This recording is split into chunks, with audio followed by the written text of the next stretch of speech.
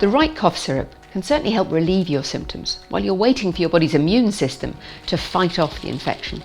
Cough syrup won't cure your cough. Apart from time, nothing, including antibiotics, is going to do that. But it can relieve your symptoms. A dry cough is caused by inflammation in your upper airways. You're not bringing up any mucus, so a dry cough syrup contains a demulcent, and that will help just to soothe that coughing and irritation. A chesty cough, on the other hand, is producing lots of mucus. That's caused by congestion in your upper airways from the mucus that your body is producing. An expectorant syrup will help you to bring that mucus up and relieve that congestion.